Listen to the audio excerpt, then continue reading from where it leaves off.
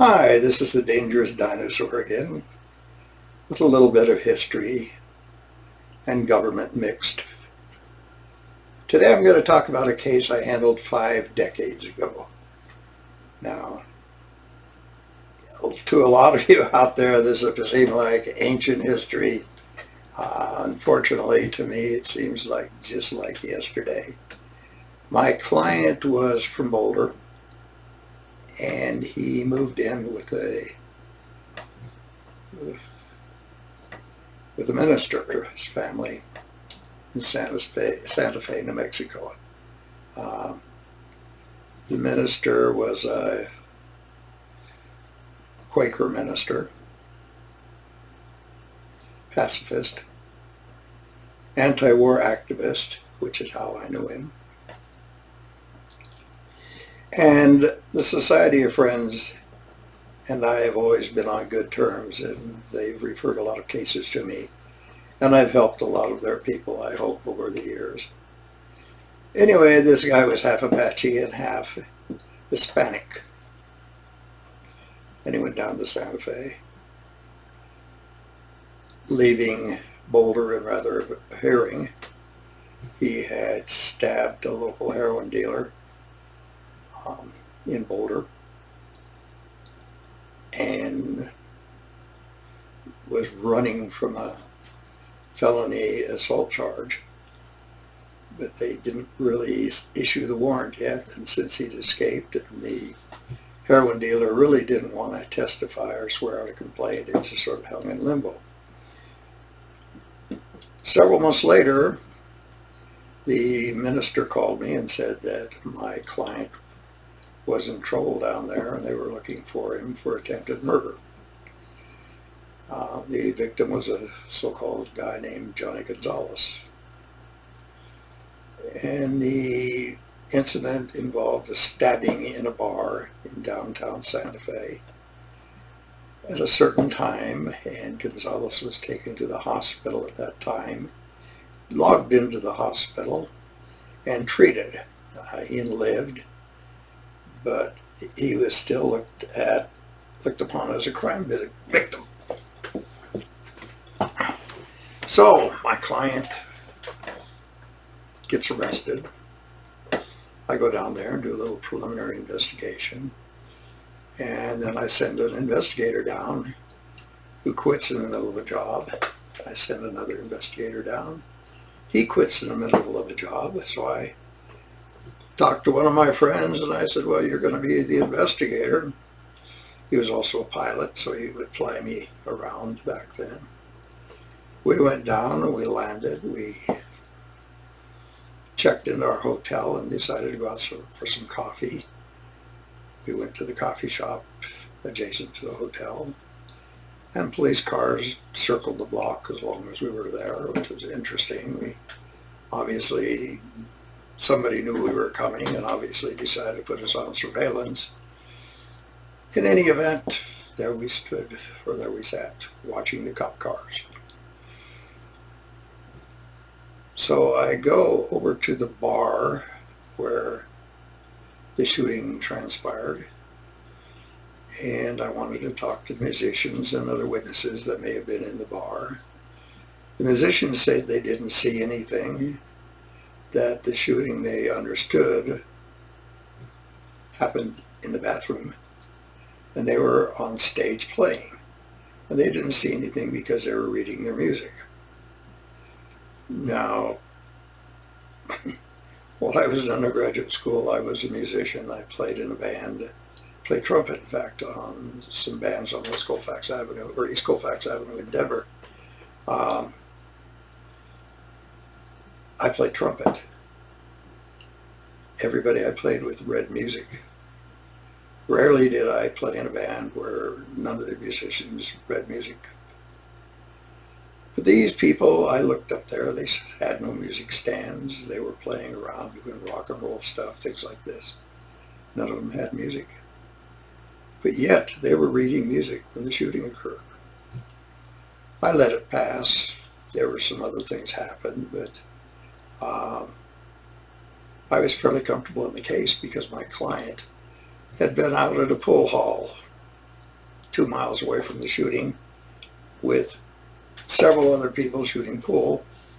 And he had a time card, the old, the time cards that they used in factories, grocery stores, etc., where you punched in and punched out. Well, he had punched into his table and punched out to his table, and the card clearly showed he was playing pool when the shooting occurred.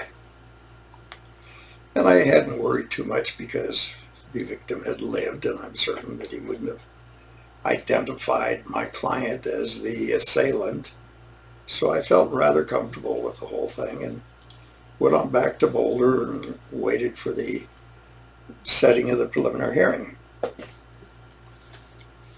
Well, an interesting thing happened. The minister's daughter worked at the hospital, and when the shooting came in, she had made a Xerox copy of when the patient arrived at the hospital, she made a Xerox copy of the report, because there was an indication that maybe their tenant or board might be charged. I don't know how she got that inclination, but it did, as she did. And she said, well, they just changed the record here, setting the hospital admittance an hour later. So I thought maybe I ought to go down and figure out what the hell was going on in Santa Fe. And I go down there and go into the bar, and this guy, nicely dressed gentleman, Anglo, sat down next to me and said, "Do you have a red passport?" Now, one of my investigators earlier had reported that they asked him in this bar if he had a red passport.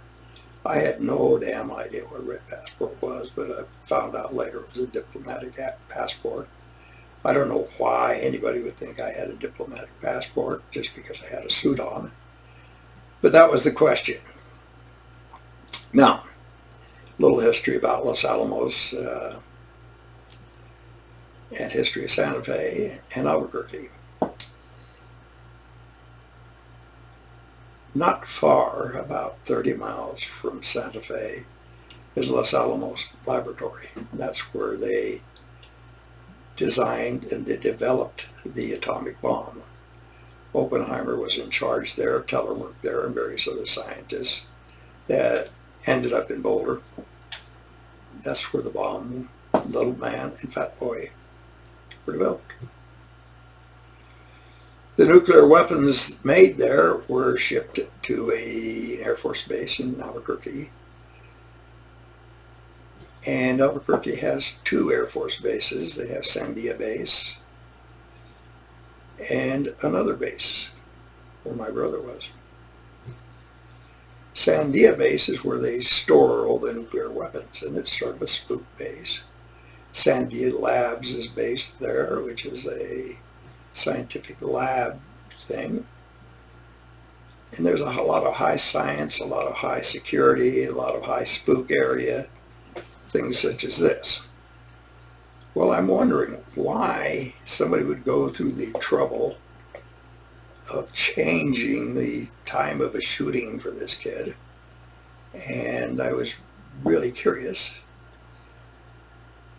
and thought I needed answers. Well, I had many clients down in that area who had sort of been growing marijuana and various other nefarious things, and they had escaped the Boulder area when things became hot.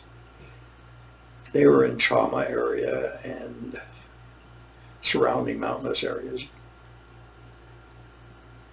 And between Santa Fe and Chama was a little Hispanic community, not so little, but it was called Espanola. And Espanola was a hotbed of crime, particularly narcotics crimes, drug crimes. In fact, the San Luis Valley from Albuquerque, clear on up to Pueblo, Colorado, were pretty active areas. One of the sheriff's officers, or sheriff's offices, was on the take there, on the pad. Another instance, there was a deputy district attorney happened to be riding along with the deputy sheriff and fell out of a sheriff's car in front of a bridge abutment and happened to be killed doing that. A lot of other strange things were happening down there. in the mysterious San Luis Valley. One curious thing that kind of hit us in Boulder was the fact that San Luis Valley was sort of a hotbed of drug activities, and Pueblo was sort of a heroin distributing capital, and none of us could figure it out. So I put the word out to my network that I needed information, and pretty soon it started flowing in. And back in those days, in order to be a criminal defense worker or a lawyer in that field, you had to have as good an intelligence network as the government. And most of the prosecutions were political. They were dealing with hippies and anti-war activists, radicals, things like this. Drugs, radicalism, and long hair were all associated together. And there was a limitless situation with the Nixon administration going after the drug problem, and the hippies, radicals, anti-war people, etc., were the ones that were accused of trading in drugs and using drugs, etc. So Nixon, with his law and order platform, was a form of racism. It was a form of clamp down on political protest or political dissent. In any event, I got a little bit close. I was coming out of the hotel one night, and a gunshot rang out, and a bullet hit me by my left heel. And I figure at that I weighed close to 275 pounds. I was a lot heavier then than now. And I figured I was a pretty big target, and nobody was really that serious, or they wouldn't have missed. So I get more curious. Why would somebody want me off the case? It's a stupid assault case. It didn't dawn on me at the time, or nor did I even know at the time that he had stabbed this heroin dealer in Boulder who had a very prominent brother in Albuquerque, who was connected with organized crime, the Bonanno family, I believe. And all of this was sort of coming together. But then the information started coming in. And one of my clients came up to investigate, and she used a softer technique and managed to somehow get the local chief of police in bed and got a few true confessions out of him. And I started putting this together. And what I came up with ultimately was there was a group working in that area that branched clear back to Tan Son Nhut Air Force Base in Vietnam. And what these people were doing is they were getting corpses of dead soldiers, and they were packing the corpses with heroin and shipping the heroin from Tan Son Nhut to Travis Air Force Base in California, and from Travis to Albuquerque, and then up the Rio Grande River through Santa Fe and into Espanola and over the border, up to San Luis Valley over Monarch Pass and into Pueblo, Colorado, for distribution for places further east. So this was pretty much run by a government group. It made a lot of press a few years later. I talked to the base commander at Lowry Air Force Base and ended up getting arrested there for the information. Later, the same information I wanted, that I gave them, I wanted to confirm. They wouldn't let me look at the file because it was their file and it was classified. Another typical government cover-up. Anyway, we go to a preliminary hearing. Johnny Gonzalez gets on the stand and said my client wasn't the one that shot him. The judge at the preliminary hearing said, well, that's for the jury to decide, and bound the case over for trial. So here I stand with a witness, a victim, who says categorically, my client didn't shoot him. We got witnesses showing that my client was playing pool at the actual time of the event. We have got witnesses that showed the government changed the date, or excuse me, the time of the offense. And the prosecution is still going on. So I'm trying another case in Wichita, Kansas right after that, while this case is pending, and I had to ask for continuance to that case on a hearing because I had to go back to Santa Fe to try the attempted murder case, and I was talking to the federal judge, and he was asking me about the case. And the federal judge picked up the phone and talked to another federal judge in Albuquerque. All of a sudden, the prosecutor in Santa Fe told me that he was going to dismiss the murder charge or attempted murder charge against my client. Now, the government sewed this up for a number of years. They chased me down and harassed me and threatened me. It's interesting because I was representing the newspaper on Lowry Air Force Base at that time for the Lawyers Guild, and it was kind of an interesting area. I found out a lot more about Lowry afterward. They were developing all the film for like the Ice Station Zebra movie showed, and it was all being developed there. And all of the canisters were dropped down out of the sky, developed at Lowry, printed and decimated from there. And Lowry was pretty much a headquarters of the what later become National Reconnaissance Organization and photo intelligence, things like this. And when they went to electronic communication rather than film, Lowry became a head, as did Buckley Air Force Base. But back then, Kodak had a plant in Windsor, Colorado, where they made the camera and the film that went into the satellites. Ball Corporation made the satellites that went up there. Coors Corporation, another Colorado corporation, made the heat shields that went on the satellites. And we had a nice little deal going on here. The rocket ships were made at Martin Marietta plant in Littleton, Colorado. And of course, the electronics were made by various subcontractors around Boulder. Cryogenic tanks for the propellants were made at Beach Aircraft in Boulder. So we had our own little space industry going on here, and coupled with the National Security Agency and National Reconnaissance Organization, it became sort of a hub of everything. And that fed into NORAD in Colorado Springs. And all of this, I suspect, I never could prove, but I was told by clients that it was funded by heroin sales. Now the next part I'm going to talk about the kidnapping of Joe Bonanno from New York, where he was supposed to have trouble with the committee. He had trouble with the government. He was wanted to testify in front of a grand jury. He's kidnapped and disappeared for a year.